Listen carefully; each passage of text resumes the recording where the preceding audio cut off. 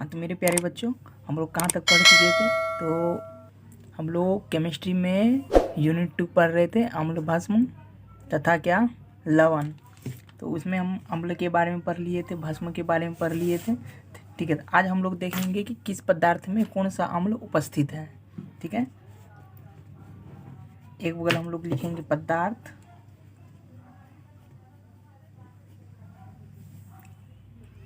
पदार्थ, और एक बगल लिखेंगे अम्ल। ठीक है, अम्ल को अंग्रेजी में क्या कहते हैं? एसिड। तो अम्ल का परिभाषा क्या था? बोलिए। अम्ल वह पदार्थ है जो क्या होता है?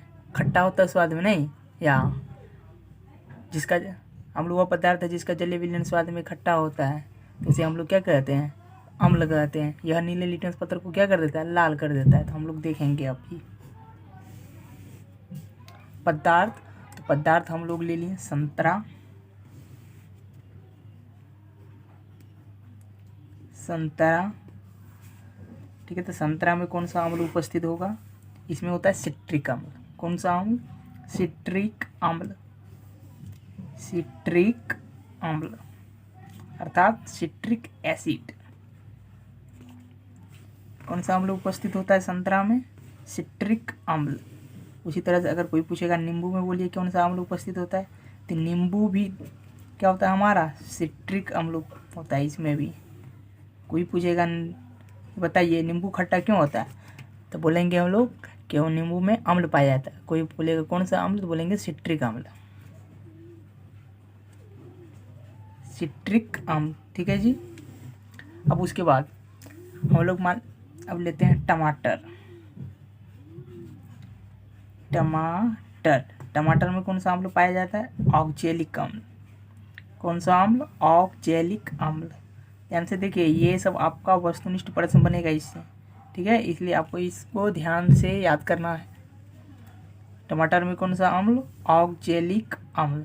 ठीक है, देखिए संतरा में कौन सा अम्ल? बोलिए सिट्रिक।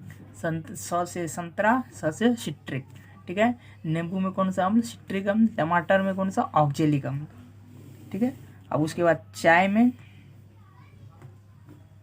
चाय में कौन सा अम्ल पाया जाता है? तो चाय में हमारा पाया जाता है टैनिक अम्ल। चाय में कौन सा अम्ल? टैनिक अम्ल। इमली में टार्ट्रिक अम्ल। इमली में कौन सा अम्ल पाया जाएगा? टार्ट्रिक अम्ल। टार्ट्रिक। ठीक है, इमली में कौन सा अम्ल हमारा पाया जाएगा? टार्ट्रिक अम्ल। सिरका,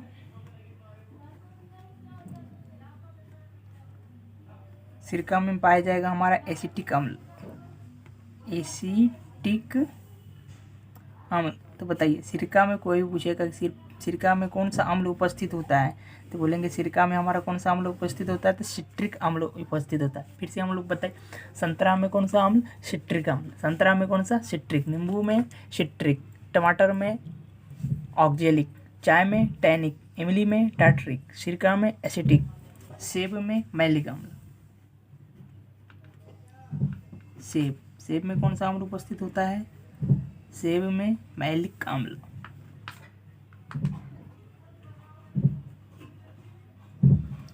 ठीक है, चींटी, चींटी में कौन सा अम्ल उपस्थित होगा हमारा? देखिए कभी कभी चीनी खाते होंगे, अगर उसमें अगर चींटी रहेगा तो देखिएगा चीनी हमारा कैसा लगेगा? खट्टा के जैसा। तो चीनी में हमारा कौन सा अम्ल होता है? फॉर्मिक अम्ल या मेथेनोइक अम्ल। फॉर्मिक या इसी को हम लोग बोलते हैं मेथेनोइक अम्ल। फॉर्मिक अम्ल या मेथेनोइक अम्ल। चलिए अब इसके बाद हम लोग लेते हैं विटामिन सी। विटामिन सी, तो विटामिन सी में हमारा पाया जाता है एस्कॉर्बिक अम्ल। एस्कॉर्बिक अम्ल। देखिए विटामिन सी की कमी से हम लोग का कौन सा रोग होता है? स्कर्वी। ठीक है, जो मसूड़े से हमारा क्या होता है? खून निकलता है। तो चींटी में हमारा कौन सा? फॉर्मिक अम्ल या मेथेनोइक अम्ल, और विटामिन सी में एस्कॉर्बिक अम्ल।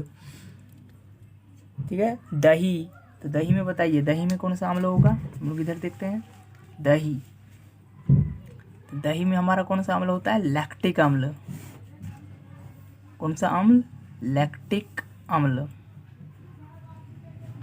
ठीक है, दही में कौन सा अम्ल उपस्थित होता है? तो लैक्टिक अम्ल। इसी तरह से होता है अम्ल पित्त। अम्ल पित्त में कौन सा अम्ल होता है? अम्ल पित्त। ठीक है, तो अम्ल पित्त में हमारा होता है हाइड्रोक्लोरिक अम्ल, जिसको हम लोग HCl से सूचित करते हैं। हाइड्रोक्लोरिक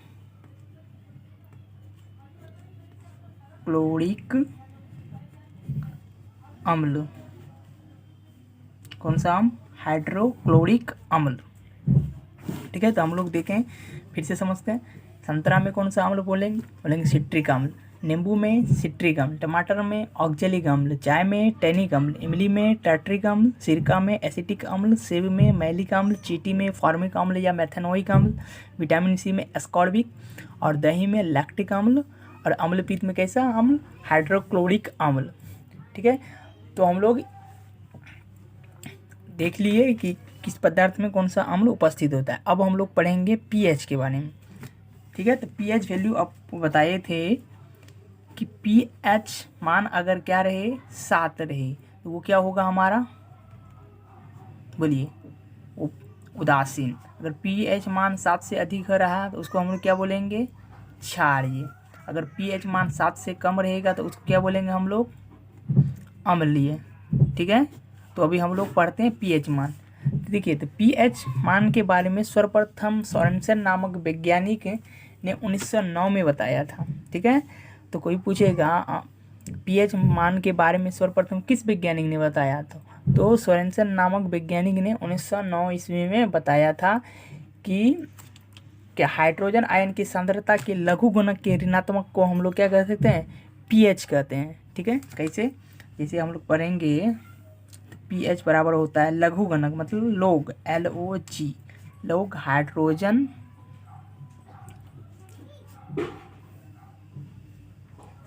ठीक है, इसका ऋणात्मक का लघु गुणक होता है।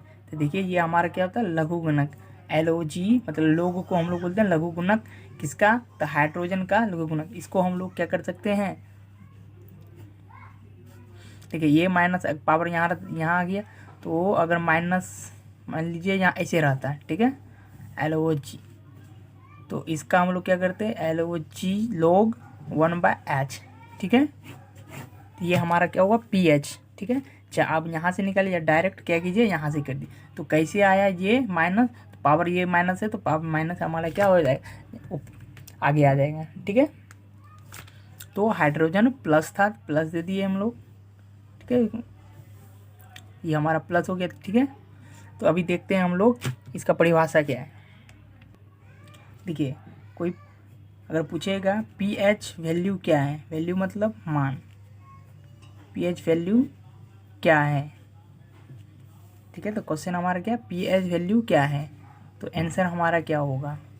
किसी विलयन में उपस्थित, ठीक है, पीएच वैल्यू उसमें उपस्थित हाइड्रोजन आयन की सांद्रता के लघु गुणक के ऋणात्मक होता मान है। ठीक है, कैसे लिखेंगे? किसी विलयन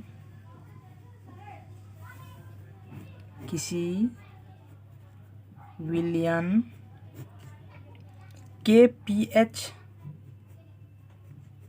वैल्यू, ठीक है, किसी विलयन के पीएच वैल्यू उसमें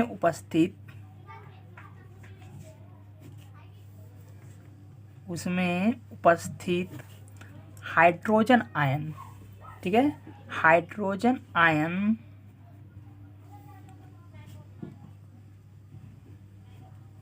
आयनों की सांद्रता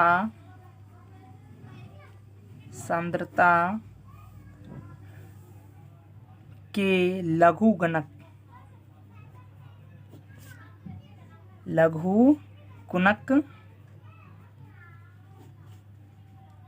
का ऋणात्मक मान होता है। ठीक है, ठीक, कोई बोलेगा पीएच वैल्यू क्या है? पीएच वैल्यू किसी विलयन का पीएच मान उसमें उपस्थित हाइड्रोजन आयनों की सांद्रता के लघु गुणक का ऋणात्मक मान होता है।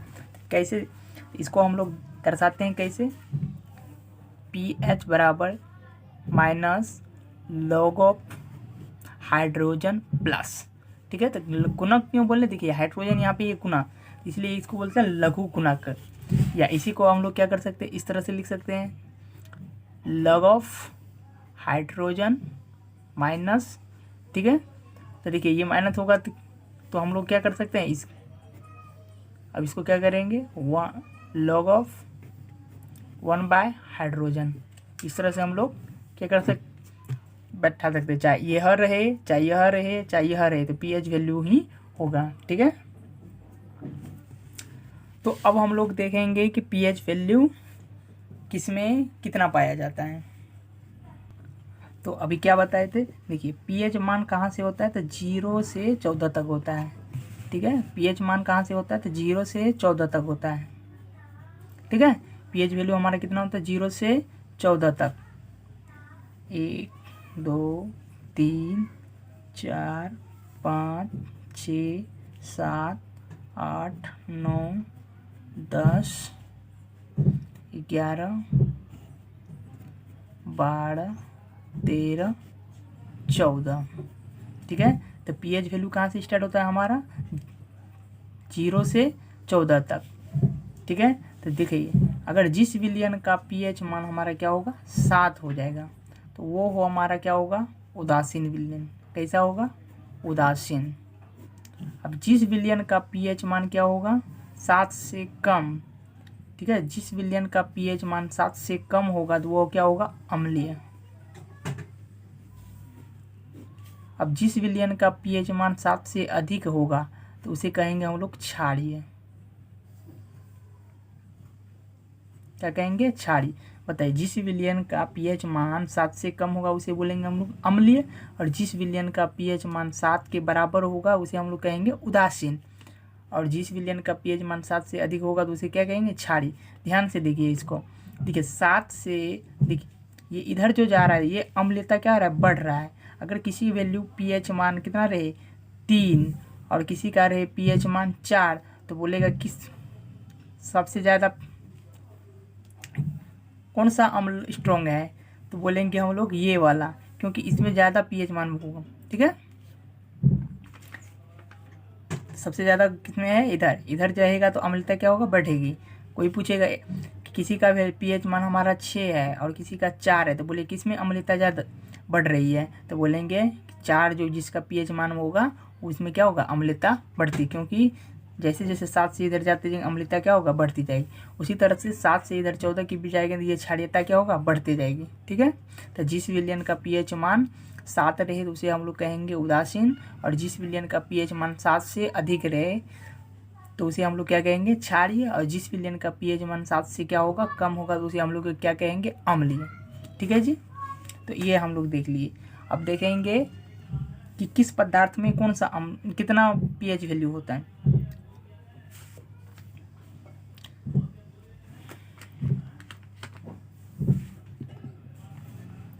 एक बगल हम लोग मान लेते हैं सब्सटेंस मतलब पदार्थ, और एक बगल क्या लिखेंगे, पीएच वैल्यू,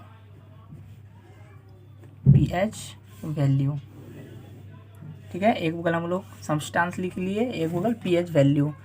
कोई पूछेगा नींबू, नींबू तो बताइए, नींबू में पहले बताइए कि कौन सा अम्ल पाया जाता है, नींबू में सिट्रिक अम्ल, तो इसका पीएच वैल्यू होता है 2.5। कितना होता है, 2.5। अब मान लीजिए हमारा रहे कौन सा, टमाटर का रस, टमाटर का रस, इसका पीएच वैल्यू कितना होगा, इसका पीएच वैल्यू हमारा होता है 4.1। टमाटर का रस का कितना होता है, 4.1, ठीक है। अब कोई बोलेगा सिरका, सिरका, तो सिरका का पीएच वैल्यू होता है हमारा 4.0।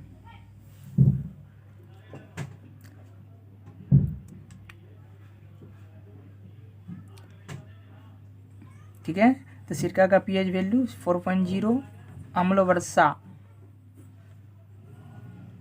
अम्ल वर्षा, ठीक है। तो अम्ल वर्षा इसका पीएच वैल्यू होता है कितना, 5.6।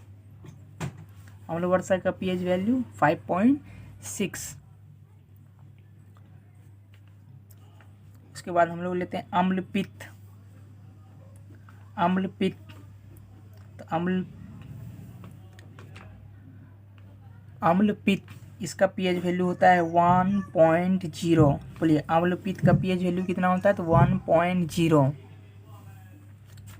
मूत्र या पेशाब, इसी को कहते हैं मूत्र या पेशाब, इसकी वैल्यू कितना होता है, ये हमारा 6.0, ठीक है। मूत्र का पीएच वैल्यू कितना होता है, 6.0। अब देखिए एक बगल हम लोग पदार्थ बांटे हैं और एक बगल, अब उसी तरह से कोई पूछेगा शुद्ध जल, तो देखिए शुद्ध जल का पीएच मान होता है 7.0। शुद्ध जल, तो शुद्ध जल का पीएच वैल्यू कितना होता है, 7.0, ठीक है। रक्त, रक्त मतलब लह, बोलिए रक्त मतलब ब्लड, रक्त, रक्त का पीएच वैल्यू 7.4। देखिए एक बार एग्जाम में पूछा गया था रक्त का पीएच मान भी होता है, तो कहीं आपको अगर ऑप्शन में दिया गया 7.1, 7.0, 7.3, 7.5, अगर कहीं पे 4 नहीं रहे तो हम लोग क्या क्या टिक करना है आप लोग को, 7.5, ठीक है। अब बोलेगा समुद्र जल, समुद्र जल इसका पीएच वैल्यू कितना होता है, इसका पीएच वैल्यू होता है 8.4, ठीक है। देखिए शुद्ध जल का पीएच वैल्यू कितना होगा, 7.0, और समुद्र जल मतलब समुद्र वाला पानी कितना होगा, इसका पीएच वैल्यू 8.4, क्योंकि ये क्या होता है हमारा, ये छाड़ जाता है, इसमें से क्या होगा, ज़्यादा होगा। अब उसके बाद हम लोग चलते हैं शराब मतलब वाइन। शराब का पीएच वैल्यू कितना होता है, तो इसका होता है 2.8। बताइए शराब का पीएच वैल्यू कितना होगा, 2.8। समुद्र, बोलिए शुद्ध जल का पीएच वैल्यू 7.0, शुद्ध जल का पीएच वैल्यू 7.0, रक्त का पीएच वैल्यू 7.4 या 7.5, समुद्र जल का पीएच वैल्यू 8.4, शराब का पीएच वैल्यू 2.8, ठीक है।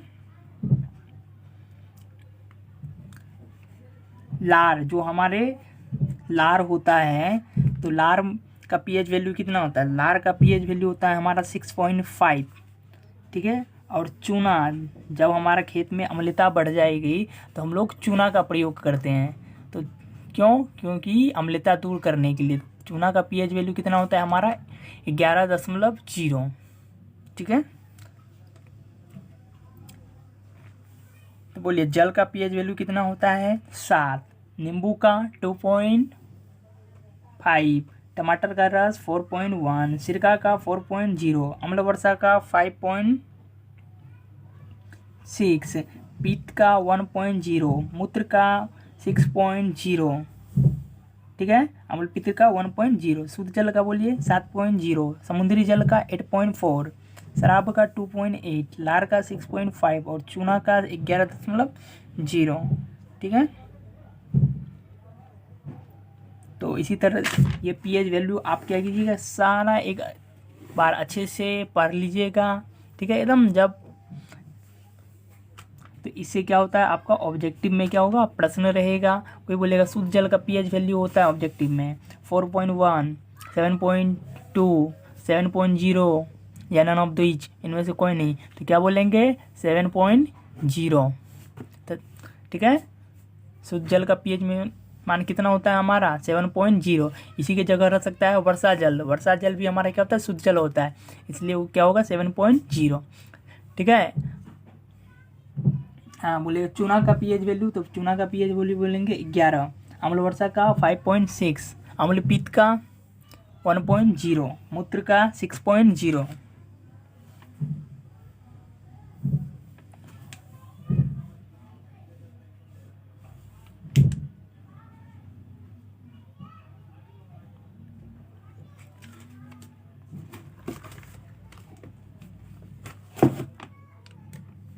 तो थोड़ा सा हम लोग देखेंगे। देखिए सिरका का पीएच वैल्यू थोड़ा सा मेरा से क्या होगा, गलत लिखा गया है। सिरका का पीएच वैल्यू हमारा 2.4 से और संबंधित होता है। ये 4.0 प्रश्नों को देखेंगे अगले वीडियो में। तब तक के लिए धन्यवाद। जय हिंद। सिरका का पीएच वैल्यू कितना होता है, 2. हम लोग 8 कह सकते हैं, या कहीं कहीं पे आपको मिलेगा 2.4 से 2.8। ठीक है, तो 2.4 से कितना होता है, तो 2.8। ठीक है, तो हम लोग और देखते हैं। तो चूना तक हम लोग देख लिए थे। तो चूना का पीएच वैल्यू कितना होता है हमारा, 11। अब देखेंगे हम लोग आंसू। तो आंसू का पीएच वैल्यू कितना होता है हमारा, 7.4। आंसू का पीएच वैल्यू 7.4। शीतल पेय पदार्थ, मतलब ठंडा पीते जो है, शीतल पेय पदार्थ।